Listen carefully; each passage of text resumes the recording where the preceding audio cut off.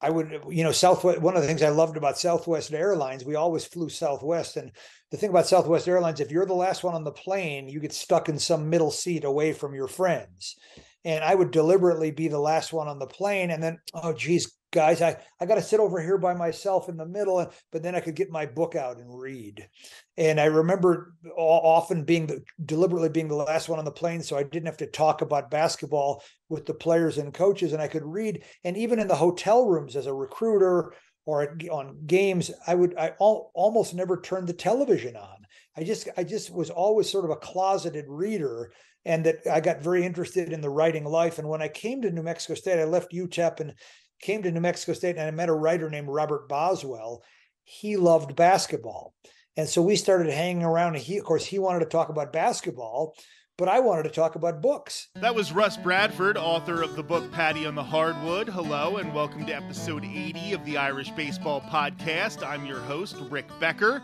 Rus Bradburd was an assistant basketball coach at UTEP and New Mexico State, a basketball broadcaster and professor at New Mexico State, a self-taught fiddler who has performed and recorded in Ireland, and an author of books like Patty on the Hardwood and 40 Minutes of Hell. He's back on the show for the second time.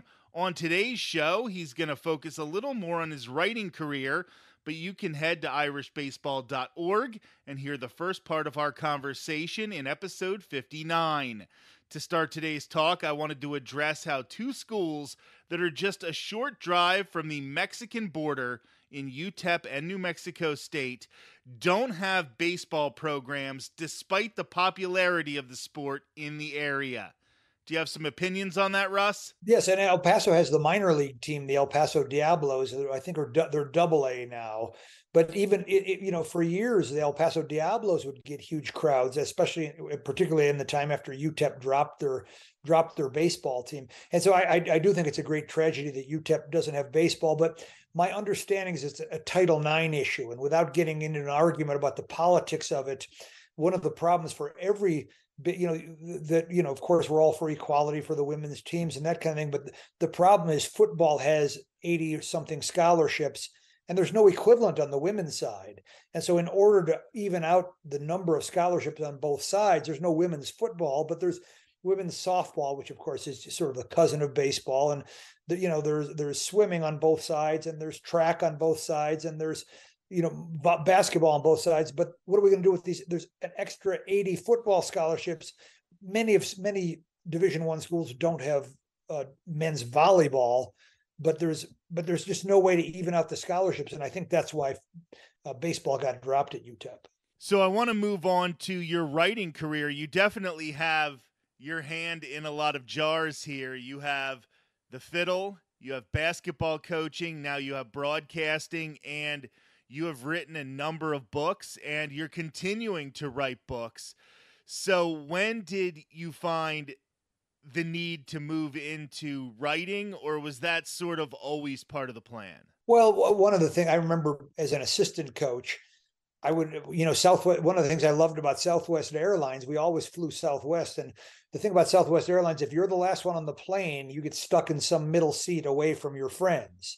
And I would deliberately be the last one on the plane. And then, oh, geez, guys, I got to sit over here by myself in the middle. But then I could get my book out and read. And I remember often deliberately being the last one on the plane. So I didn't have to talk about basketball with the players and coaches, and I could read. And even in the hotel rooms as a recruiter or on games, I almost never turned the television on.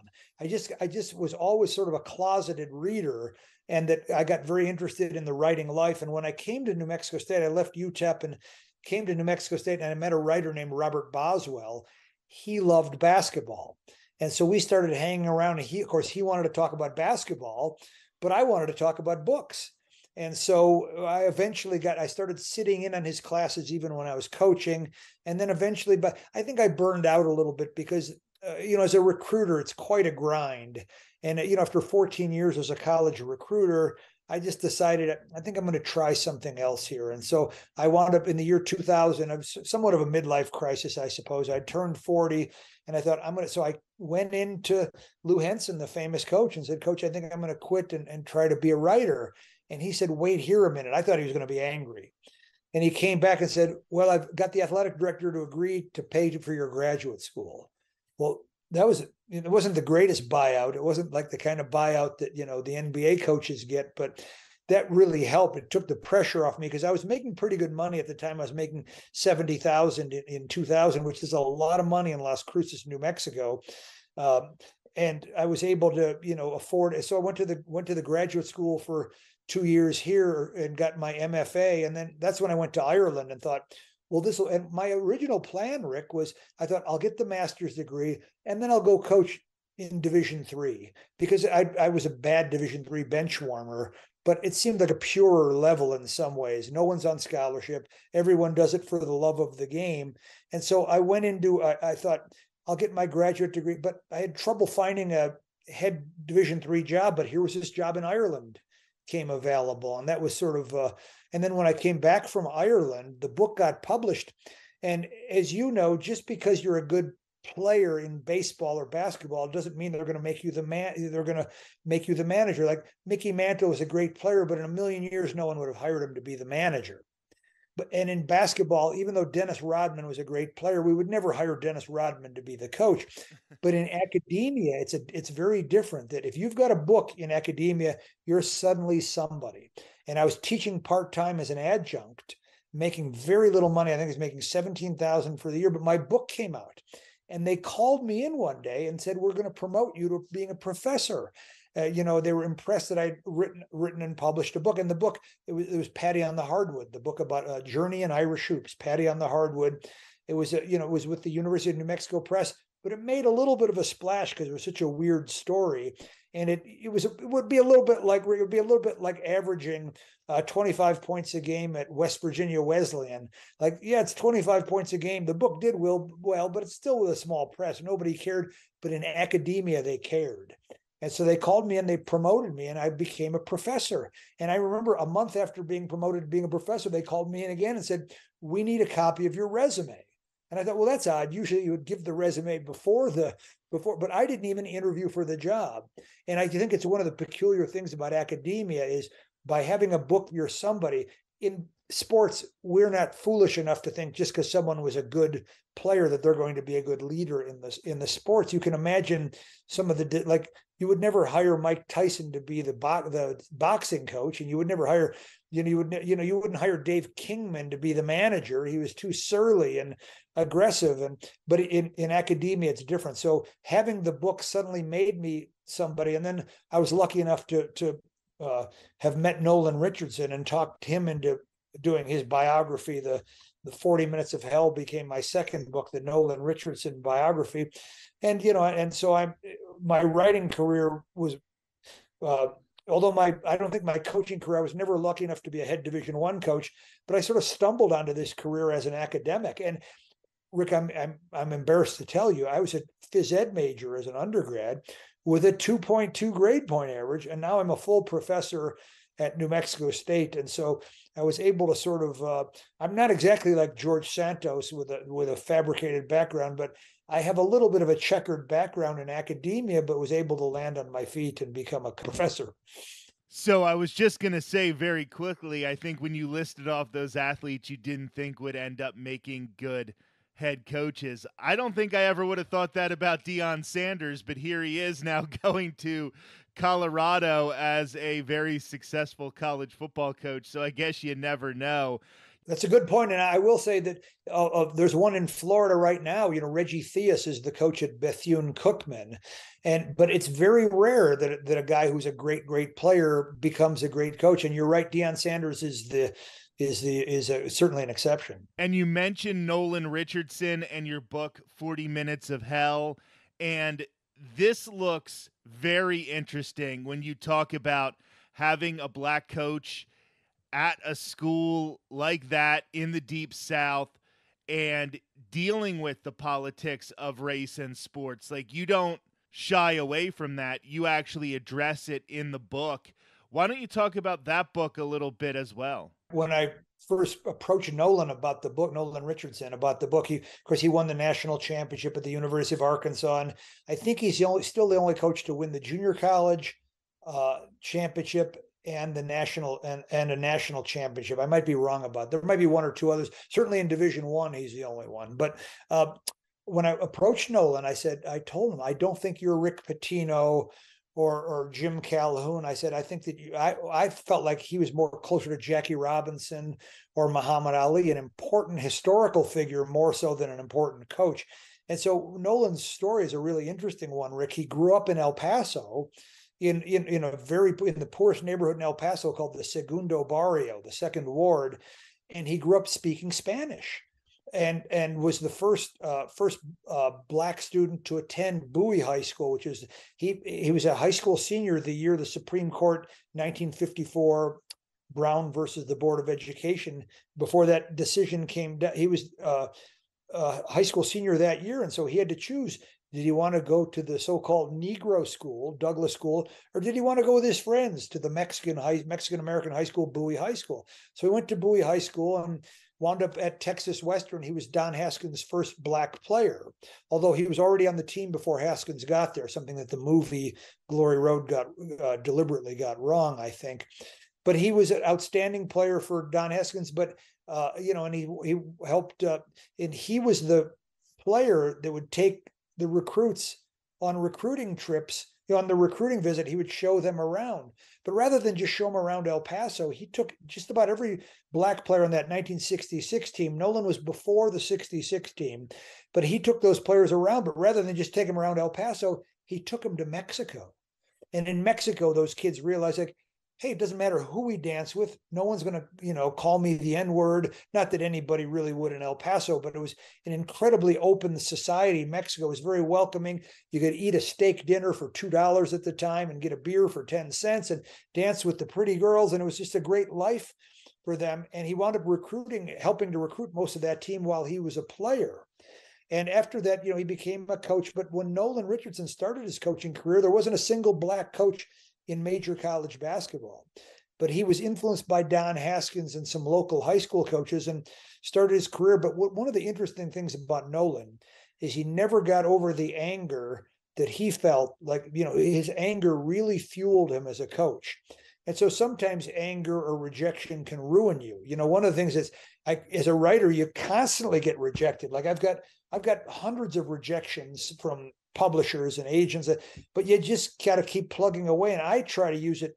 Sometimes it can be really discouraging, and you think, screw it, I quit. But you have to use the negative to fuel you. And what Nolan did, rather than saying, screw it, I'm not going to coach, it's too hard for a black man, it really fueled him. And I don't think he ever got over the anger. And I think what made him a great, great coach eventually led to his undoing at Arkansas, where he was always talking about racism. And I think when I started writing the book, I thought, I'm going to expose him as he's claiming racism and he's making $1 million a year. You can't have it both ways. But once I started to learn Nolan's story and started writing it, the book really changed directions. I came to believe, Nolan's right about a lot of this stuff. And it's easy for all of us to say, as a white guy, it was easy for me to say, hey, why don't you just get over it? And, I think it's really true, Rick. I can say to you, hey, okay, your high school girlfriend dumped you, but when don't you get over it? Well, everybody gets over things in their own time. Oh, geez, your best friend died in a car crash, Rick, but you ought to get over it. Well, it's easy for me to say. And I think with Nolan, it really dug deep. And I think part of the reason that racism hit Nolan so hard is he grew up in El Paso, where things were actually pretty good. And then he went out into what I would call the real world, and wasn't, it was hard to get a coaching job and hard to get anyone to pay attention to you. And he went to the Deep South, to the University of Arkansas. And I think it was really difficult to get accepted. But I guess, so what drove him to greatness, I think eventually, is very sort of Shakespearean, although I'm no expert on Shakespeare. As a phys ed major at North Park College, I never had a Shakespeare class, but it feels very Shakespearean to me. What made him a great, great coach also led to his undoing. And I think that's true, of course, with all of us, is that, our strengths can become our weaknesses. But I think time has proven Nolan Richardson to be correct, is that Arkansas has never really, they're starting to get good again now, but they've never really recovered from firing Nolan Richardson.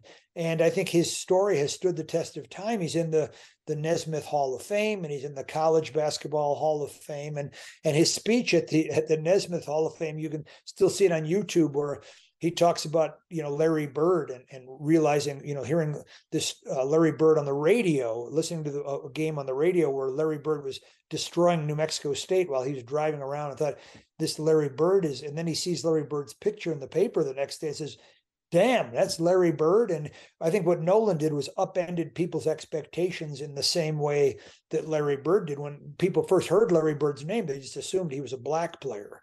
And so what interested me about Nolan's story is that he turned expectations upside down. He was a Spanish-speaking black man that really upended, through his 40 Minutes of Hell, and which is the name of the book, by the way. He really upended expectations and so I've always been interested in those stories, like Don Haskins, who really upended people's expectations. So first of all, I'm going to state I never had to worry about getting dumped by my high school girlfriend, so I never had to worry about that one. The other thing I wanted to say before I let you go here is it really feels like your book, Patty on the Hardwood, for somebody who wasn't Irish and was sort of trying to find their way in a new career, trying to find some success in their career, that trip to Ireland really solidified a lot of parts of your life and was maybe bigger than just one book. I think that's right. And I do think that for me, the passport was my fiddle. And I think, sports is not perfect. I'm not saying that there's no racism in sports, but it's about the best hope we've got. And in my experience, the coaches and the teammates don't care anything about your religion or color or anything like that. And frankly, even your sexual preferences. If you can play, you can play. And I think, and it's the same in Irish music, is no one has ever said to me, but you're not in Ireland. I'm the veteran of probably 1,000 Irish music sessions in Ireland, well, maybe 500 Irish music sessions in Ireland, and no one has ever been anything but welcoming to me, because they see I'm not a great fiddle player, but I'm handy enough, and I take it seriously, and I'm not obnoxious. And I think that I think that's true. And sports, I think, is also the world's great passport. And if you look at Major League Baseball today, where something like a quarter of the players were born somewhere else, at one time it was Irish players in the 1900s, but now it's Dominicans and Cubans and Venezuelans, and sports has always been the great passport, and music as well. The other one, frankly, I think sometimes, Rick, can be food.